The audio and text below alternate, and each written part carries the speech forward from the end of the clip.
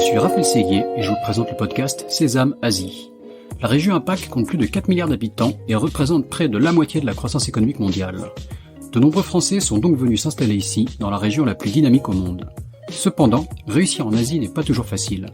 C'est pourquoi j'ai décidé de voyager de Hong Kong à Singapour, en passant par Tokyo et Shanghai, pour rencontrer ces Français qui ont réussi en Asie, percer leurs secrets et les partager avec vous. Si le podcast Sésame Asie vous plaît, n'oubliez pas de laisser 5 étoiles et un commentaire sur Apple Podcast, cela m'aide beaucoup. Je vous souhaite une bonne écoute. Bonjour Nicolas. Bonjour Raphaël. Merci Nicolas de participer au podcast Sésame Asie. Donc Nicolas Koster, tu es Managing Partner chez Koster Associates, un cabinet d'avocats à Paris et à Shanghai. Ça me fait très plaisir de reprendre ce podcast après une petite interruption et d'avoir quelqu'un en plus de Chine et de Shanghai. Il y a des sujets chauds à traiter. Je crois que tu es le deuxième avocat sur le podcast. On a eu Laurent Dubois, un de tes éminents collègues du Japon, avec une grosse expérience au Japon. Donc je crois le premier avocat que j'interviewe en Chine. Donc ça va être intéressant. On a plein de sujets à traiter. Au-delà de ton expérience entrepreneuriale d'avoir monté un cabinet d'avocats en Chine, tu vas nous parler aussi de comment rentrer sur le marché chinois. Forcément, tu vois beaucoup d'entreprises étrangères qui veulent rentrer sur le marché chinois ou qui y sont présentes. Donc, ton témoignage va être passionnant. On va parler de sujets tech aussi, tout ce qui est digitalisation des métiers juridiques. Il se passe beaucoup de choses et le Covid a encore accéléré tout ça.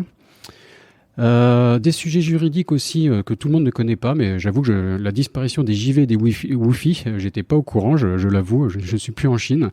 Donc tu vas nous expliquer pourquoi ça a disparu et quelles sont les conséquences. Et on va parler d'autres choses, alors notamment le code civil. Alors on va le découvrir ensemble. Je ne sais pas ce qui se passe au niveau du code civil chinois, mais tu vas nous apprendre ça. Et de manière générale, tout ce qui est donc la tendance des investissements étrangers en Chine. On se pose des questions. Est-ce qu'il faut encore investir en Chine? Quelles sont les grandes tendances? Donc on va aussi conclure peut-être là-dessus. Mais pour commencer, avant même de te demander de t'introduire, j'ai une question qui me brûle la bouche. Donne-nous des nouvelles fraîches de Shanghai. Où est-ce que vous en êtes avec ces histoires de lockdown, etc. Dis-nous un peu ce qu'il en est. Alors vaste sujet, le lockdown. Écoute, moi, de mon expérience personnelle, ça fait depuis le 1er avril que je suis confiné. La chance que j'ai eue, c'est que j'étais du côté Pouchy et pas du côté Poulon. Donc j'ai eu 5 jours pour remplir les frigos et me préparer à acheter les saucissons et tout ce qui va avec. Donc on est le 12 mai là, donc ça fait 52 jours à peu près. Exactement. Et on commence à voir le bout du tunnel. Donc on espère pouvoir sortir d'ici la fin du mois. Et peut-être retourner au bureau au mois de juin. Mais bon, normalement, on a quasiment plus de cas. Donc voilà, on est sur la bonne pente, on va dire. D'accord, donc un lockdown très sévère, mais au final, bon, vous avez eu quand même de quoi manger. Il n'y a pas eu enfin, on voit des images assez terrifiantes sur Internet avec ce qu'ils appellent les dabai, c'est ça, là, les gens habillés de blanc. Tout à fait, les gens. Donc ça va, bon, pas aussi terrifiant qu'on peut le voir, quoi. C'est difficile à vivre, j'imagine, mais ça va.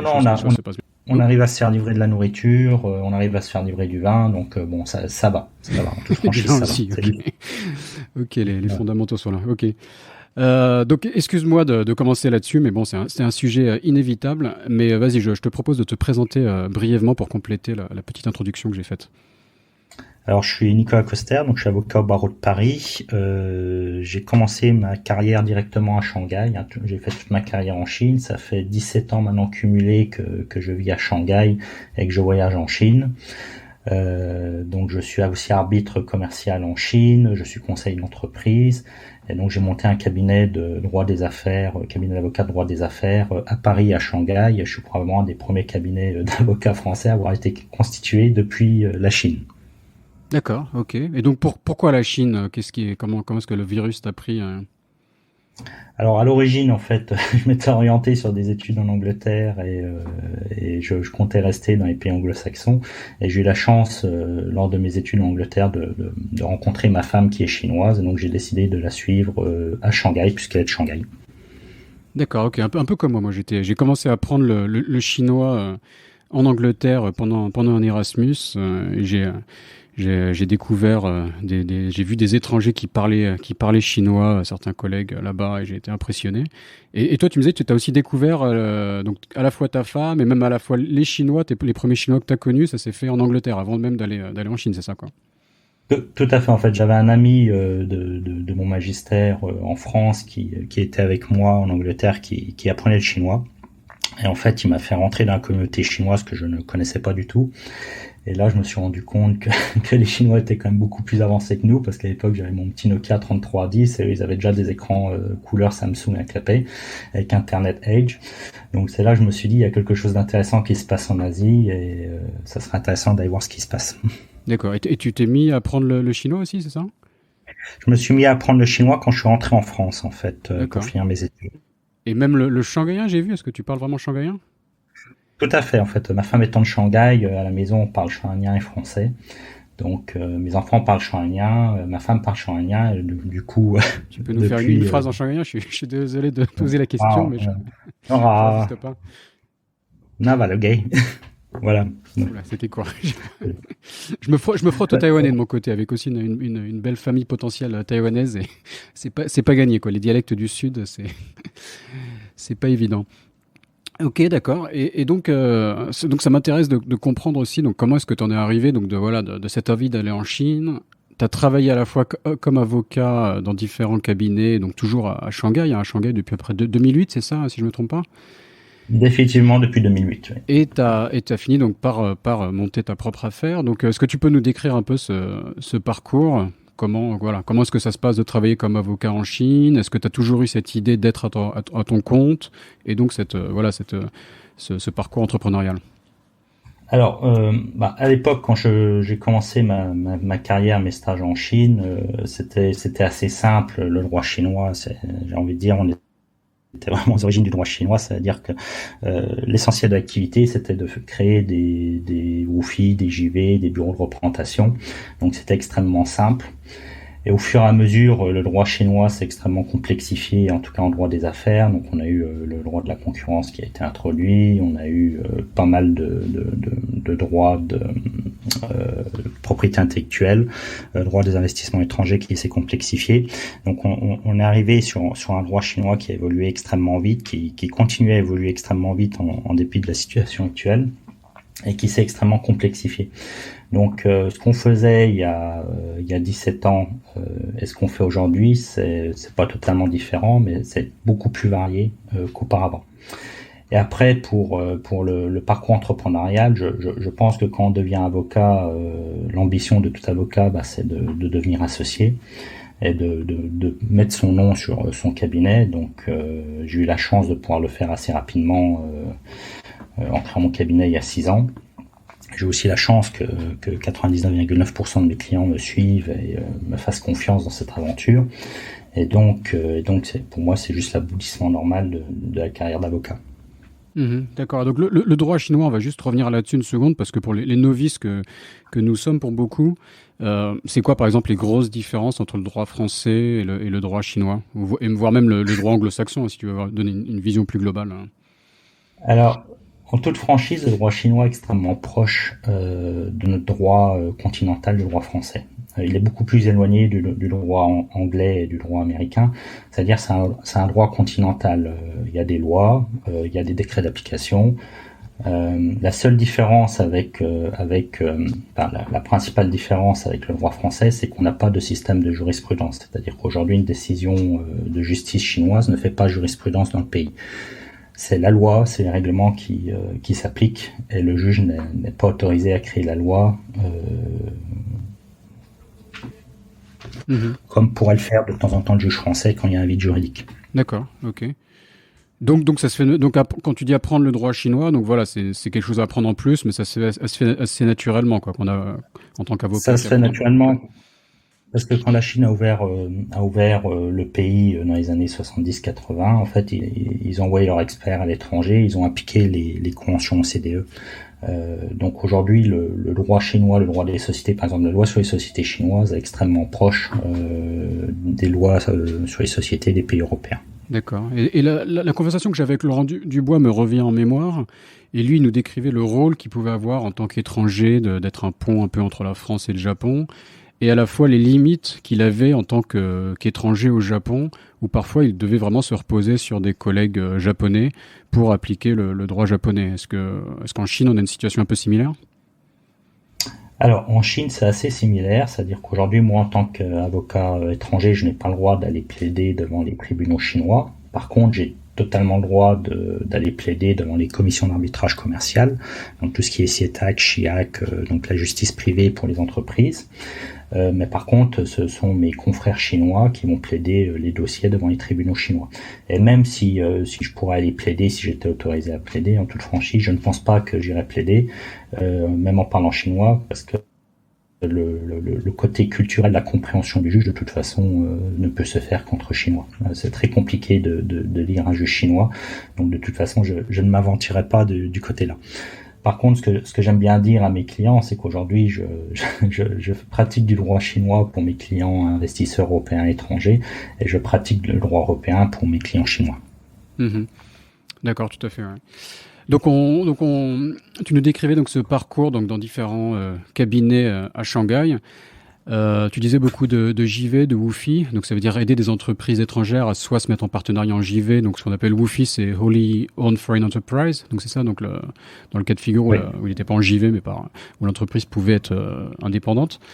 Donc c'était ça à peu près le fond de ton commerce quelque part, et c'était quoi les secteurs peut-être les plus porteurs, là où il y avait le plus d'entreprises qui étaient actives, et peut-être comment est-ce que tu as vu l'évolution un peu de ce business d'entreprises étrangères au fil des années, depuis 2008 jusqu'à aujourd'hui?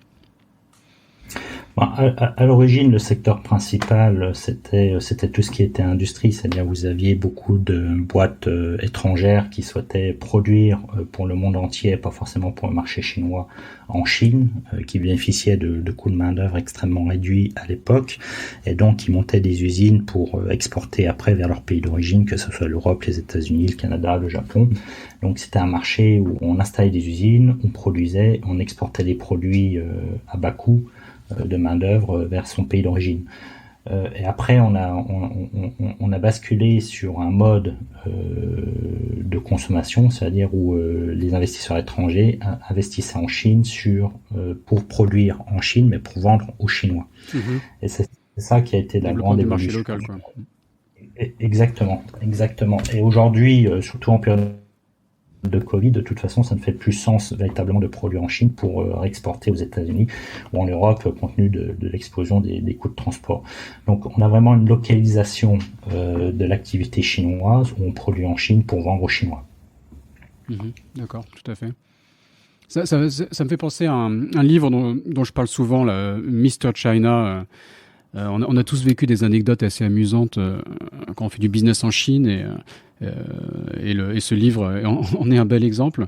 Est-ce qu'il y a des choses qui te viennent à l'esprit, d'anecdotes de business, de clients qui, sans les nommer, ont eu quelques aventures un peu rocambolesques dans le business en Chine?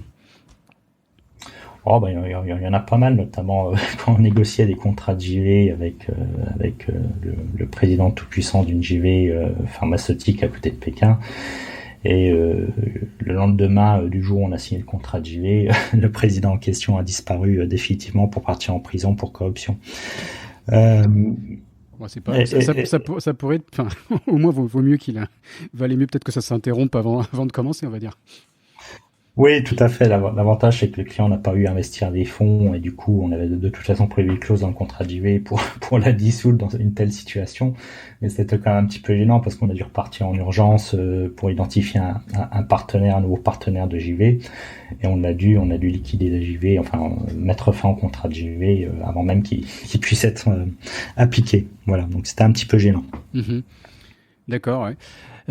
Et donc tu disais c'est assez naturel en tant qu'avocat d'avoir donc cette idée de se mettre à son compte, donc se constituer un portefeuille de clients, et comment ça se passe le jour où on fait le grand saut déjà? Est-ce qu'il faut qu'on se mette d'accord avec son employeur pour pas lui mettre un coup de couteau dans le dos, et comment expliquer à ses clients qu'il faut nous faire confiance et nous suivre? Comment est-ce qu'au début tu es tout seul, ou est-ce que tu staffes dès le début? Enfin, est-ce que tu peux développer un peu ce process? Alors nous, en tant qu'avocat, on a une profession libérale, c'est-à-dire qu'aujourd'hui, on n'a pas d'employeur. D'accord. On exerce en tant que collaborateur, donc on n'est pas associé dans un cabinet d'avocats français, on a le droit de développer sa propre clientèle personnelle. Alors, il y a des associés qui n'apprécient pas, mais de toute façon, le barreau de Paris nous autorise et nous protège en disant qu'on a le droit de développer notre clientèle personnelle. Donc, j'ai eu la chance de pouvoir développer assez vite ma clientèle personnelle. Et le jour où j'ai dû faire le grand saut, je savais que j'avais ma clientèle personnelle qui était là pour me suivre, et donc j'avais pas de problème de prise de clients de mon cabinet d'origine, puisque de toute façon, tous les clients qui m'ont suivi m'appartenaient. Donc ouais, tu me disais, donc ça se fait de manière assez naturelle, donc de se mettre à son compte parce qu'on a son portefeuille de clients. Et donc après, toi, tu deviens ton propre directeur de ton propre cabinet d'avocat. Et toi-même, tu vas avoir des partenaires. Donc, comme tu nous as décrit cette démarche où tu étais partenaire et tu constituais ton portefeuille de clients, tu te retrouves maintenant le patron d'une structure où tu as ces partenaires qui ont leurs clients et qui eux-mêmes un jour auront peut-être envie de voler avec leurs propres ailes. Donc, comment se passe le switch et comment toi tu vois le truc, vu que toi, tu vois comment... Si tu veux, l'élément déclencheur de l'époque quand j'ai décidé de constituer mon cabinet, c'est que j'avais le président de mon ancien cabinet qui était venu de Paris nous voir et qui m'avait posé la question: mais Nicolas, qu'est-ce que vous faites en Chine? Et je me suis dit, si au bout de 10 ans que je travaille pour ce cabinet, il sait toujours pas ce qu'on fait en Chine, c'est qu'il y a forcément un problème. Mis en perspective par rapport au chiffre d'affaires apporté par nos cabinets en France, parce qu'on avait 5 cabinets d'avocats dans toute la France à l'époque, ça nous apportait 1 ou 2% de chiffre d'affaires, et ça nous empêchait de travailler avec d'autres cabinets d'avocats. Et aujourd'hui, les principaux apporteurs d'affaires, si je peux utiliser ce terme, ce sont des confrères qui sont basés dans le monde entier en France et qui ont plaisir de travailler avec un cabinet indépendant qui fasse pas partie d'un réseau, parce que ça évite tout conflit d'intérêts. Donc en fait, j'ai beaucoup plus de dossiers qui arrivent maintenant que je suis indépendant, alors que quand je faisais partie d'un gros cabinet d'affaires, les gens m'envoyaient pas de dossiers parce qu'on était concurrents. D'accord, ça veut dire que c'est souvent des gens, c'est une entreprise qui a son avocat français par exemple, qui veut faire des affaires en Chine, et donc l'avocat français va venir te contacter par exemple, c'est un cas de figure. Tout à fait. Ok, tout à fait. Très bien. Et donc toi aujourd'hui, tu te retrouves donc directeur de cette structure, et il faut qu'à la fois tu dois avoir des bons associés qui travaillent avec toi, tout en sachant qu'un jour ils partiront, quoi, ça fait partie du jeu. Alors de toute façon, les avocats, un avocat qui reste toute sa vie dans un cabinet, c'est qu'il est mauvais quelque part, c'est pas possible. Donc de toute façon, la chance que j'ai moi, c'est que mes collaborateurs chinois restent entre 5 et 6 ans de moyenne. Donc je pense que c'est assez élevé dans la profession. En règle générale, ils partent tous les 2-3 ans. Donc j'aime bien former des jeunes collaborateurs, et au bout de 5 à 6 ans, ils s'en iront pour d'autres cabinets plus gros probablement. Et je serais très content de les avoir formés, je serais très content s'ils partent ailleurs dans un plus gros cabinet. C'est-à-dire que j'aurais réussi ma mission de formation. D'accord. Ça, c'est un sujet récurrent aussi sur le podcast, la loyauté des employés en Chine et en Asie en général. Est-ce que tu as quelques astuces à partager? Comment est-ce que tu expliques ton succès? Pour moi, il faut faire confiance à mes collaborateurs chinois. Il faut leur donner des dossiers intéressants. Il faut les former, il faut les valoriser. Et à partir de là, il y a aucune raison qui reste pas avec vous. Donc la confiance avant tout. Je pense que c'est primordial chez les Chinois. Je veux dire, les salariés chinois, on le voit en période de Covid, sont capables de dormir dans la société pendant un mois sans rien demander, juste pour supporter la société. Il y a beaucoup de mes clients qui ont été surpris de l'énorme solidarité dans les difficultés des salariés chinois. Je pense pas qu'il y ait beaucoup de Français qui auraient accepté de dormir un mois à l'usine ou dans l'entrepôt pour faire des livraisons en période de Covid. Donc à ce niveau-là, il y a énormément de solidarité, et il faut juste respecter la culture chinoise et leur faire confiance, tout simplement. Ouais, non, on voyait, moi je suis spectateur aussi depuis Taïwan de tout ça, et on voyait des témoignages d'entreprises, comme tu le décris, les employés dormaient pendant un mois dans l'entreprise, ce qui paraît assez incroyable. Est-ce que tu as d'autres témoignages de comment la Chine s'est adaptée à cette situation au niveau business? Comme on avait déjà eu la première vague de Covid, on était quand même assez bien préparés, puisqu'on avait tous passé en home office. On avait tous des outils pour pouvoir travailler à distance. Après, la grande difficulté, c'était la logistique. Tout simplement, il y a beaucoup de sociétés qui sont à l'arrêt, qui peuvent pas travailler. Je pense aussi à nos amis restaurateurs qui sont à l'arrêt total et qui peuvent pas faire livraison. L'avantage qu'on a eu également, c'est qu'on est passé à tout ce qui était tampon électronique, c'est-à-dire qu'aujourd'hui on est capable de signer le contrat à distance avec le tampon électronique généré par le système de la société. Donc ça a été une grande aide pour finaliser les contrats et au moins être capable de signer le contrat et d'avancer dans le business. La signature électronique qui a été reconnue et validée par le nouveau code civil chinois, donc on peut signer un contrat à distance par email tout simplement. Donc ça, c'est des aides qui nous ont permis de limiter la casse et d'avancer sur le business quotidien. Bon, bien entendu, si on doit livrer des marchandises, c'est compliqué dans la situation actuelle, donc ça marche pas. Mais pour tout ce qui est le secteur des services aux entreprises et des services tout court, bon, la plupart des sociétés ont été capables de maintenir une activité. D'accord, donc tu fais le lien un peu avec le sujet de la transition numérique qu'on voulait aborder. Donc il y a ce côté signature, tampon électronique qu'on connaissait déjà mais qui s'est développé. On parle aussi de preuves dématérialisées. C'est quoi par exemple? Là, c'est plus sur le côté judiciaire Alors la preuve dématérialisée aujourd'hui existe, enfin elle a toujours existé. Hein, quand on a un prud'homme ou quand on a un procès en Chine, on est parfaitement capable de présenter des emails, des WeChat, des échanges SMS au tribunal. Il suffit juste de les faire notarier pour prouver que ces preuves sont réelles et sont pas inventées par que ça soit pas du Photoshop. Mais la preuve électronique a toujours existé en Chine et a toujours été reconnue. Il faut juste qu'elle soit formalisée par un notaire. D'accord. Et je crois comprendre que maintenant il y a même des audiences en ligne, c'est ça?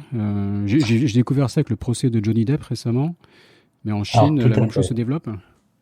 Alors ça se développe depuis le dernier Covid, donc ça fait 3 ans que les tribunaux chinois autorisent des audiences en ligne. Donc les parties se connectent, les avocats se connectent en ligne et chaque tribunal a son système de visioconférence, c'est pas du Zoom. Donc ça dépend de chaque tribunal, mais ça fonctionne très très bien. Les chambres commerciales également, les chambres d'arbitrage le font également. Donc c'est quelque chose qui est reconnu. Et c'est vrai que depuis le Covid, mes avocats chinois se déplacent beaucoup moins qu'avant. Donc c'est plutôt un gain pour nous en termes de temps, de fatigue de voyage, ou sauf bien entendu pour les audiences qui sont importantes. Mais tout ce qui est audience de mise en état, d'échange de preuves, etc., ça se fait très très bien par visio.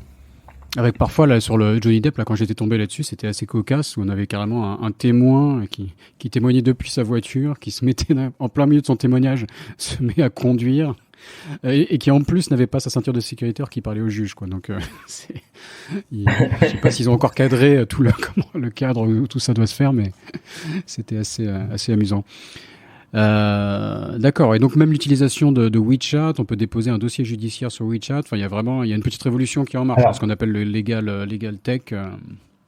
Alors effectivement, WeChat aujourd'hui, il y a un site du gouvernement. Enfin, il y a une app du gouvernement qui permet à tout étranger en dehors de Chine de déposer son dossier directement sur WeChat. D'accord. Et c'est traité par un tribunal spécial. Ouais. Ok, et je sais pas, alors, est-ce que tout ce qui est intelligence artificielle, j'avais entendu parler de projets qui consistent est-ce que c'est sur les jurisprudences, d'avoir des systèmes qui automatisent la recherche de jurisprudence avec des AI, enfin, est-ce que tu connais un peu ce type d'innovation? Alors, il y a des bases de données qui se développent sur le sujet. Alors, j'aime pas le terme jurisprudence, parce que ça n'existe pas la jurisprudence en Chine. On a des décisions de justice par tribunaux qui appliquent la loi, mais c'est la jurisprudence. Pour moi, c'est un terme qui est inapproprié.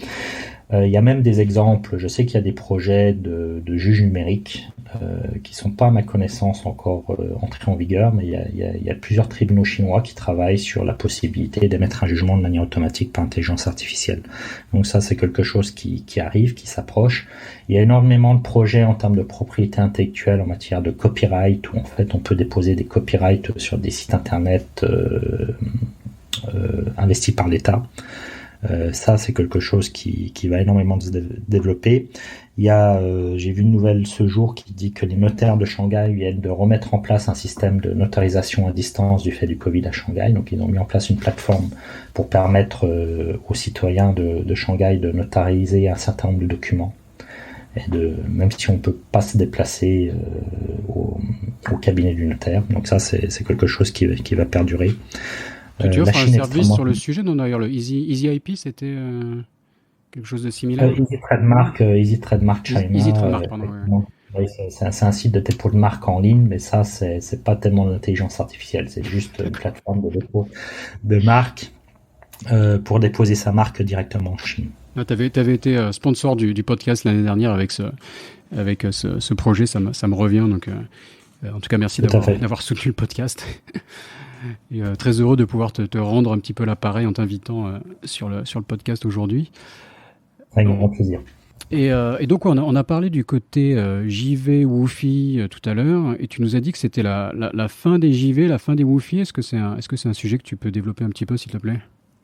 Oui, tout à fait. Donc en fait, l'État chinois a passé une loi qu'on appelle la loi sur les investissements étrangers en 2020, qui annule la loi sur les WOFI et la loi sur les JV, enfin les deux lois sur les JV. Et donc aujourd'hui, cette loi prévoit un régime de fusion du régime des investissements étrangers avec le régime des sociétés chinoises. Donc le but, c'est qu'il n'y ait pas de discrimination vis-à-vis des sociétés étrangères, donc c'est plutôt positif. Et en fait, avant, quand tu constituais une société d'investissement 100% étranger, donc la WOFI, tu étais sous la loi sur les WOFI, et maintenant tu es sous la loi sur les sociétés.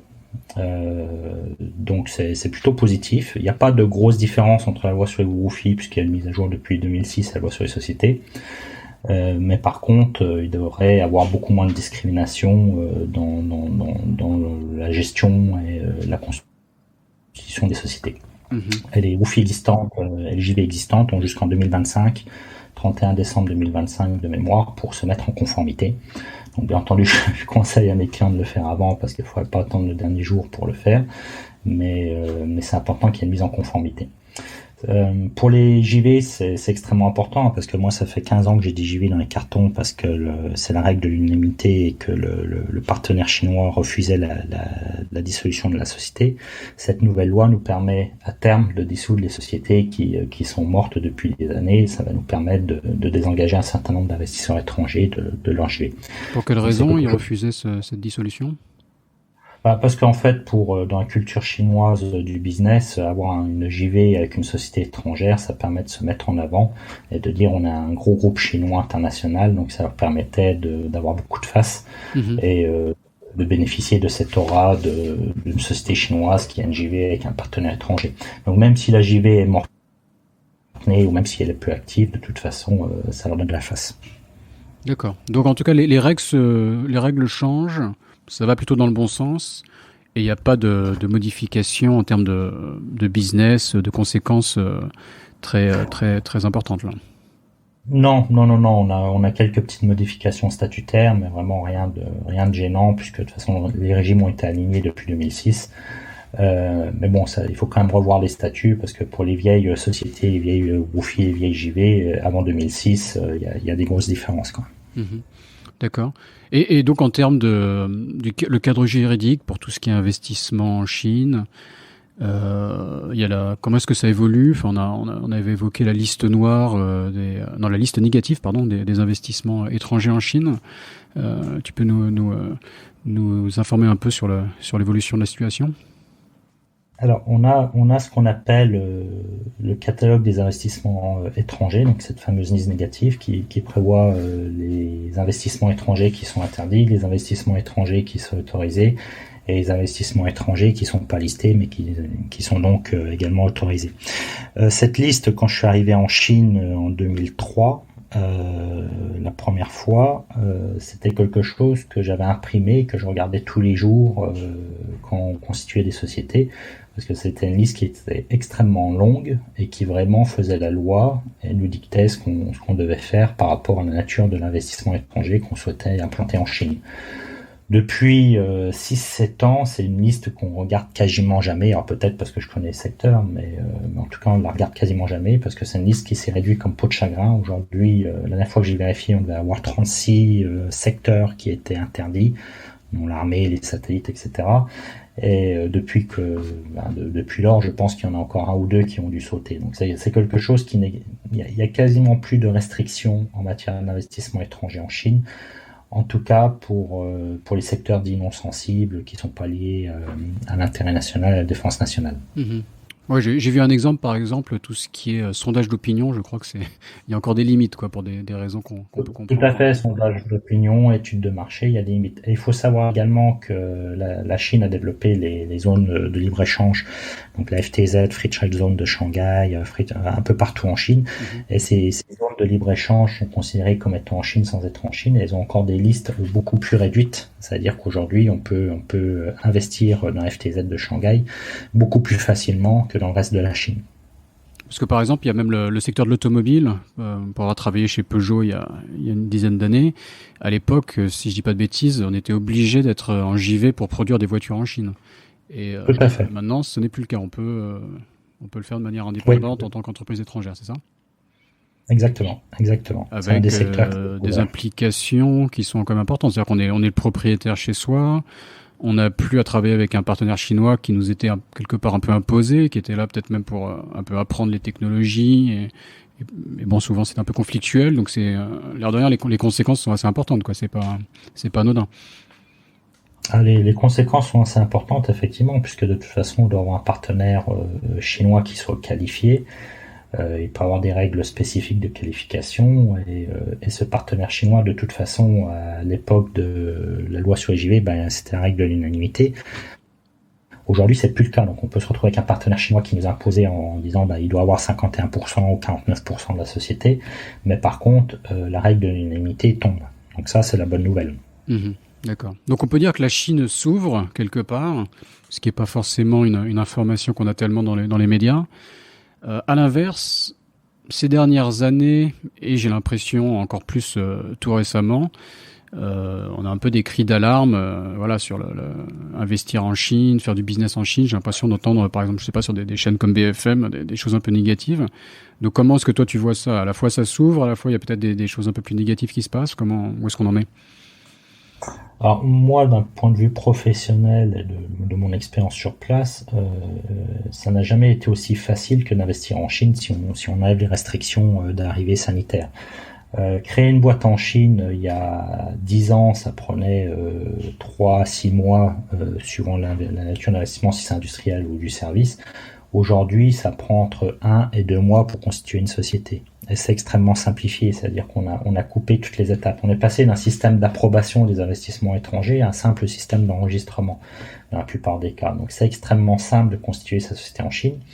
Et c'est encore plus simple de la liquider. C'est-à-dire que je me souviens, il y a 10 ans, pour faire une liquidation judiciaire en Chine, il fallait 2 ans pour que le dossier soit accepté par le tribunal et 2 années supplémentaires pour que le dossier soit traité. Aujourd'hui, dans les grandes villes, en 1 an, on peut liquider une société devant un tribunal chinois. Et si c'est une liquidation anticipée, ça peut être beaucoup plus rapide qu'avant. Donc pour moi, le système chinois aujourd'hui, s'étant complexifié, il est beaucoup plus protecteur des investissements étrangers qu'avant. Aujourd'hui, on a quand même des bonnes décisions devant les tribunaux chinois en matière de propriété intellectuelle, en matière de concurrence déloyale. Donc c'est assez facile de se protéger. Après, bien entendu, c'est une étude d'avantage coût pour savoir si c'est utile ou pas, si c'est intéressant ou pas pour la société. Mais investir en 2022 en Chine est beaucoup plus simple qu'en 2003. Ça, c'est certain. Mhm. Est-ce que tu vois des success stories un peu d'entreprises étrangères, que ce soit des PME ou des grands groupes, les secteurs les plus porteurs, et quelques success stories qui te viennent à l'esprit? Oui, il y a notamment dans les cosmétiques, il y a beaucoup de marques, beaucoup, c'est peut-être pas le terme, en tout cas, il y a quelques marques cosmétiques françaises qui ont été portées par marché chinois. Je parle pas de L'Oréal, je parle de petites marques qui ont été poussées par des investisseurs chinois. Mhm. Tout ce qui est cosmétique, c'est extrêmement porteur, notamment avec la Free Trade Zone de Hainan, où ça explose. Produits de consommation, venant de l'étranger avec un avantage compétitif, il y aura toujours des distributeurs chinois qui seront intéressés par ça. Et les distributeurs chinois sont à la recherche de produits à forte valeur ajoutée pour les consommateurs chinois parce qu'ils savent qu'il y a un avantage compétitif. Mhm. Après, d'autres secteurs porteurs aujourd'hui, bon, le secteur des alcools marche bien en ce moment, ça, que ce soit les alcools de luxe ou le secteur du vin. Même s'il y a eu quelques pertes, en fait, c'est une question de taille. Hein. Je veux dire, si vous êtes un petit entrepreneur et que vous souhaitez investir en Chine, je ne le conseillerais pas aujourd'hui. Mais par contre, si vous êtes une belle PME, des PE françaises, effectivement, je pense qu'il y a des belles opportunités sur le marché chinois. Simplement, je ne conseillerais pas aujourd'hui à une société française d'investir toute seule sur le marché chinois, en créant sa propre société investissement étranger, en venant sans support en Chine. Aujourd'hui, je conseillerais plutôt de racheter des sociétés existantes pour une question de facilité, de coût, de timing, puisque c'est beaucoup plus rapide, et surtout de ressources humaines, puisque pour moi, la principale raison des échecs aujourd'hui des sociétés investissement étrangers en Chine, c'est un facteur humain. C'est-à-dire, est-ce qu'on a le bon general manager, est-ce qu'on a les bonnes personnes pour gérer la société, pour comprendre et développer le marché chinois. D'accord. Que ce soit géré par des étrangers ou même un GM chinois, parfois le choix n'est pas judicieux. Oui. Que ça soit, j'ai eu le cas d'une société qui est dans le luxe, qui à l'époque avait embauché un GM étranger qui venait du secteur du luxe. Bon, au bout de 3 ans, il avait fait une vente et voilà. Et après, ils ont pris un GM chinois et pareil, en 2 ans, il a dû faire 3-4 ventes supplémentaires et in fine, on a liquidé la société. Donc le facteur humain aujourd'hui, c'est vraiment le facteur le plus important. C'est très compliqué de recruter les bons profils. Et c'est pour ça que je pense en toute sincérité que c'est beaucoup plus facile de racheter des boîtes qui ont déjà un certain succès concurrentes pour justement récupérer ce capital humain. Mmh, d'accord. Et quand tu déconseilles limite à des petits acteurs de venir en Chine, c'est quoi? C'est pour les mêmes raisons? Tout simplement, alors bon, si vous avez le produit parfait qui colle bien au marché chinois, c'est bien, mais en fait, c'est très compliqué quand on vient en Chine d'avoir suffisamment de fonds pour développer le marché chinois. La taille du marché chinois, c'est la taille de l'Europe, et c'est comme l'Europe, c'est-à-dire que d'un point de vue culturel, la culture de Shanghai, la culture de Pékin, la culture de Shenzhen ou de Chongqing, c'est des cultures totalement différentes. Donc on fait pas du business à Shanghai comme on le fait à Chongqing. Et donc, pour attaquer ce marché chinois, même les grands groupes internationaux n'ont pas forcément les moyens d'investir pour couvrir l'intégralité du marché chinois.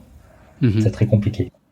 Alors, bien entendu, une ville comme Shanghai, qui a 27 millions d'habitants, c'est aussi riche, voire plus riche que le Luxembourg. Donc, si on arrive à développer son produit à Shanghai, c'est très bien. Et je veux dire, la taille du marché de Shanghai suffit.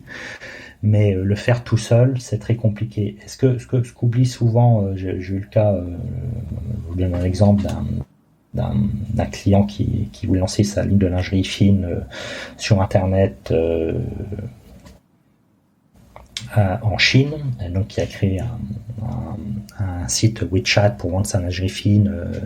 Il venait du milieu de la lingerie, du luxe, donc il a fait toute sa production. Il a été investi par un fonds d'investissement du Qatar. La seule chose qu'il avait oublié, c'est le coût marketing de lancer une nouvelle marque en Chine. Mmh. Donc, si on est un petit entrepreneur, qu'on a une idée de génie et qu'on veut vendre son produit à des consommateurs chinois, le coût marketing pour apparaître aux yeux des consommateurs chinois est gigantesque. On n'est jamais sûr du résultat. Donc c'est pour ça que pour les petites sociétés, c'est compliqué de se lancer sur le marché chinois tout seul, du simple point de vue marketing. Pour moi, c'est mieux de commencer avec un distributeur chinois qui va lui ouvrir les portes du marché, qui va le faire connaître sur le marché. Et puis après, ça se passe bien, ça se passe mal avec le distributeur. Ça sera beaucoup plus facile après de trouver d'autres distributeurs pour commercialiser ses produits. Mmh, d'accord, non, je comprends bien. Ouais. Là, on est plus sur des projets, tout ce qui est des produits plutôt B2C, quoi. À voir sur le B2B comment ça se passe. Mais par nature, sur le B2B, on est sur des structures qui seraient peut-être plus importantes aussi. Donc, en B2B, ça reste. Il faut avoir des bons commerciaux pour développer ces produits sur le marché chinois. Ça reste un coût qui est important. Mmh. Et pour ça, on n'a pas forcément besoin d'être présent immédiatement sur le marché. On peut commencer avec des contrats de distribution internationaux pour tâter le marché et avancer. Trouver des distributeurs locaux et faire ça à distance, ouais, ça peut être une bonne manière de démarrer, quoi. Ok, exactement. Très bien. Tu nous as parlé de code civil. Alors là, je ne sais pas quelle question te poser parce que je maîtrise assez peu le sujet. Donc dis-nous, le code civil chinois, qu'en est-il? Le code civil chinois, c'est là où on en revient à notre discussion du début sur la différence avec le droit français et le droit chinois. C'est aujourd'hui, depuis 2 ans, la Chine a réussi à implémenter le code civil chinois. Donc, c'est directement inspiré du code civil de Napoléon, donc cocorico pour nous. Le code civil, c'est quoi? C'est un concentré de toutes les lois qui s'appliquent aux citoyens. Donc, le but du code civil, c'est de propager l'état de droit dans la société et donc de faire en sorte que n'importe quel citoyen en Chine ou étranger en Chine soit capable de comprendre le droit chinois qui s'applique aux relations civiles, que ce soit les contrats, que ce soit le mariage, le divorce, les décès, les successions. Voilà, donc c'est une milestone extrêmement importante pour l'État chinois. Ça fait 60 ans qu'ils essayaient de mettre en place le code civil, donc c'est un travail de 60 ans, et ils ont réussi à le mettre en place depuis 2 ans. Et vraiment, l'idée du code civil aujourd'hui, c'est de promouvoir l'état de droit en Chine. Donc vraiment promouvoir la culture juridique et faire en sorte que les droits des citoyens soient respectés. Alors ça a un impact extrêmement important pour les sociétés, parce que le code civil a une grosse partie qui est consacrée au droit des contrats.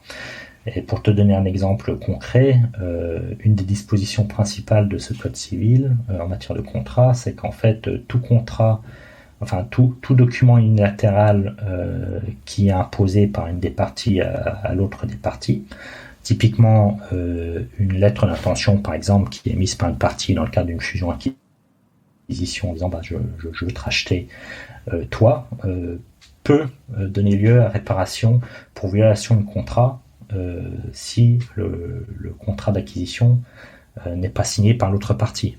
Donc si tu émets une lettre d'intention en disant je veux te racheter ta société et qu'in fine tu es de mauvaise foi, et en fait le seul but c'est d'avoir accès aux documents confidentiels de la société, l'autre partie peut t'attaquer pour violation du contrat alors que c'est pas un contrat.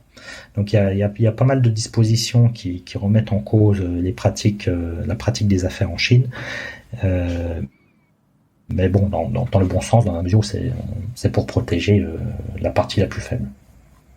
D'accord. Donc ça veut dire que depuis la dizaine d'années où on est présent sur l'Asie, enfin toi et moi, les choses évoluent quoi. En Chine, c'était peut-être un peu le Far West pour faire du business en Chine il y a encore 10 ou 15 ans, mais j'ai l'impression que les choses ont beaucoup évolué déjà et que c'est un peu la direction que ça prend quoi. C'est une tendance de long terme.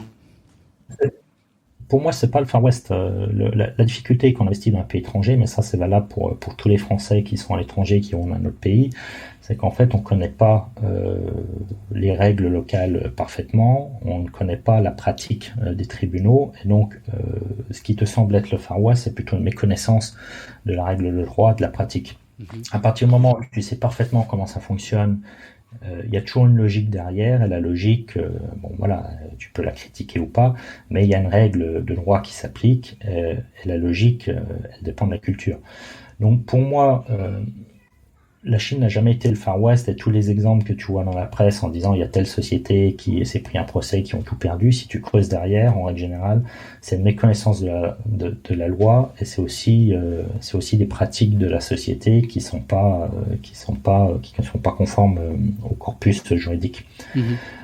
Toujours à mes clients, quand ils investissent en Chine, quand on négocie un contrat, je me demande toujours au cours de la négociation, mais est-ce que vous auriez signé exactement le même contrat si vous étiez dans votre pays d'origine? Et si la réponse est non, je leur dis c'est un mauvais deal dans votre pays d'origine est un mauvais deal en Chine. Donc il n'y a pas de raison que vous signiez le même deal en Chine. Et il faut vraiment garder ça à l'esprit. Non, je pense que c'est un bon exercice, un truc à retenir de s'identifier dans la même situation avec les pays inversés. Je veux dire, que ce soit dans une situation juridique ou dans le business ou quoi, c'est une astuce à retenir. On arrive à la fin de cet épisode, Nicolas. Merci pour ce témoignage. Pour conclure, je vais te poser la question habituelle. Est-ce que tu as une astuce à partager, le fruit de toute cette expérience en Chine pour hacker la Chine? Oui, alors c'est la question piège, vas-y.